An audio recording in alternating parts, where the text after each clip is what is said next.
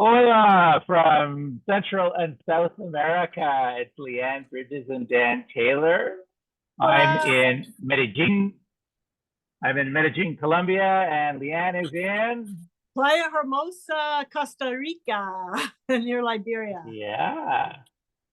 So today we wanted to talk about leadership, of course, and having freedom as a leader to set up your company so that you can leave your business behind, whether it's a 2 week fishing trip. I'm on a 1 month getaway. Leanne's on, I can't remember how many weeks, because she's got a few things A going month, on. yeah. Yeah, a month as well. So, Leanne, why don't you maybe share some thoughts on how we help people move from frustrated to fabulous and be able to tour the country whenever they want. I love it. Thanks. Yeah, and for me, I've always believed that we have to continue in our career, no matter where we are, to always learn, to earn, and to return. And that's what, like, kind of the signs of a great leader, right? So I've been an entrepreneur for 25 years, and this month kind of represents that. So last week I was in Phoenix and I was learning. I was back at Arizona State University in their MBA school, learning more about strategy and learning with one of my clients. And now our next step is, how do we apply it?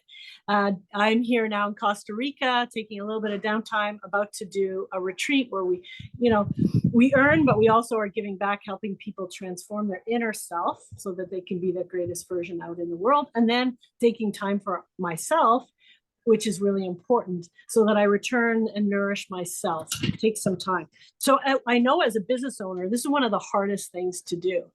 And what do we hear? We don't have time. We can't delegate. What are some of the problems with delegating, right?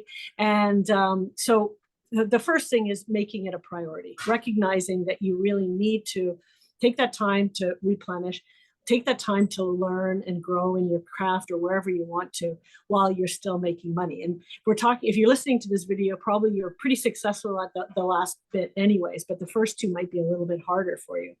So it's about making it a priority for yourself. And then the next thing, and maybe Dan, you and I can talk about, is then how do you learn to delegate? What are the things that get in the way of delegating, so you have a proper succession?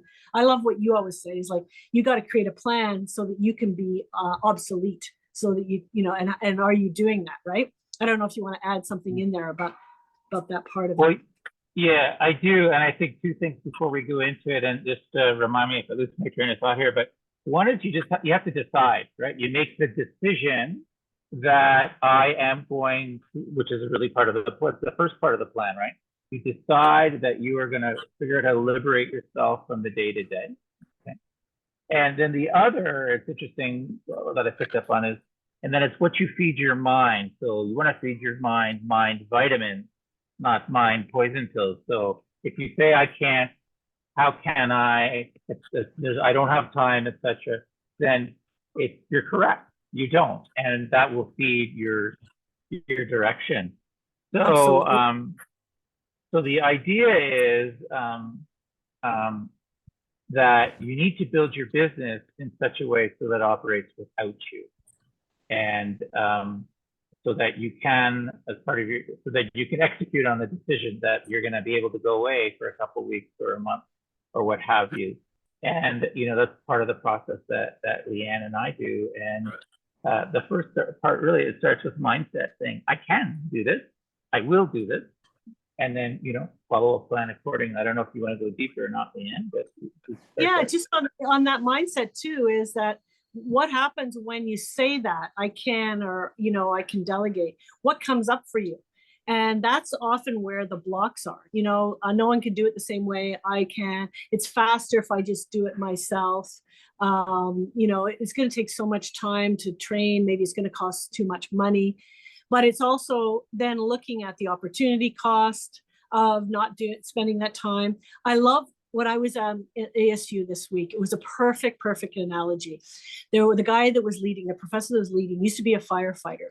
And he was at the beginning of the fire. They would go out with chainsaws and cut down stuff so that the actual firefighters could make their way through. But when they're firefighting, like we do in business all the time. He would be sawing hours and hours and hours, the team. But then the saw would get really, really dull and it wouldn't work very well anymore. But there was so much pressure behind to keep fighting the fire, to keep sawing, even with the really, really dull blades, that they had to really be very mindful to say, no, we have to take the time, we have to stop, and we have to clean and file down the blades, which takes time. It wasn't just like a one-time 2 minutes go on. But then when they get back up, they're much sharper, much more productive. And it's the same thing with recognizing that we all have to sharpen our blades, whether it's to replenish ourselves, whether it's to reskill ourselves, to take time to look at the strategy of the business, all those things. Because as soon as we make the decision, yes, I want to do it, recognize that it's going to take time and we're going to need to step away. And are we willing to do that? Yeah, absolutely. There's another expression, sharpen your axe, right? You can't chop the tree down with a dull axe. So absolutely. And the other thing that you talked about is, I can do it faster, it takes more time, et cetera, et cetera. So a really good leadership piece of information is, if somebody else can do what you could do at 60, 70, 80%, whatever that magic number is, not 100%, but somewhere in that, then you're already better off. So I think people need to learn to let go. And what I've found, I don't know what it says about me, but I've found that team members do better than I do. And so they're not doing 60 or 70%, they're doing 150%. And that's the magic. That is the magic, is when you have team members that can really rise to the occasion and do a better job than you can, then you've done, I think, a great job. That's great. And I just maybe add one more thing to that, is that a lot of times when I speak to leaders, they're a bit fearful. Their perception is, if I'm a leader and I'm a leader of all these subject matter experts, I have to know as much as all the subject matter experts to be seen as adding value, a good leader.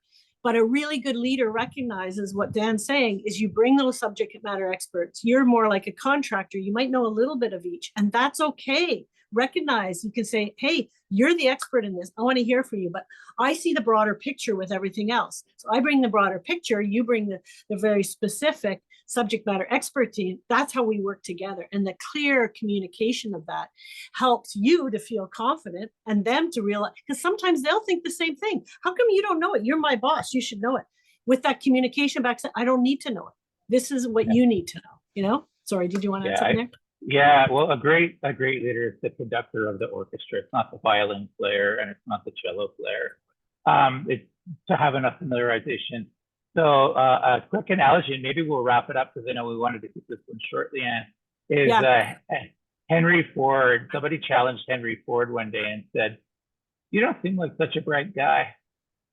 And Henry Ford said, "See that phone there? I've got the smartest lawyer in the world there. See that phone there? I've got the smartest accountant at the end of the phone there. See that phone? I've got the smartest engineer on the planet there. But I don't have to be smart. I have access to the smartest resources on the planet at my fingertips." So I think the idea is that we are the conductor of the orchestra. We know enough about what we need to know, and we have unique skill sets and different skill sets than our team members have. And we have those are the ones that are needed to be a true leader. And let go. So maybe part of the theme is let go, and really trust your team members. And if you don't trust them, then you have the wrong team members, and that's a whole other process, including but investing in them.